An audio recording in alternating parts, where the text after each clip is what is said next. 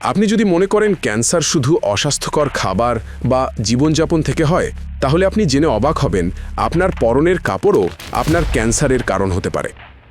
ধরুন শরীর একটা কারখানার মতো, যেখানে কোষগুলো হচ্ছে ছোট ছোট কর্মচারী। এই কর্মচারী কাজ শেখে, কাজ করে, কাজ শেষে বিশ্রাম নেয়।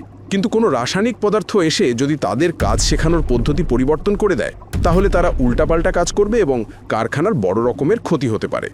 আমরা প্রতিদিন যে রঙিন কাপড় পরি তার অনেকগুলোতেই ব্যবহার করা হয় সিনথেটিক অ্যাজো রং।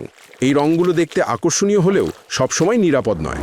গবেষণায় দেখা গেছে কিছু অ্যাজো রং শরীরে প্রবেশ করলে বা ত্বকের সংস্পর্শে এলে ক্ষতিকর রাসায়নিক তৈরি করে।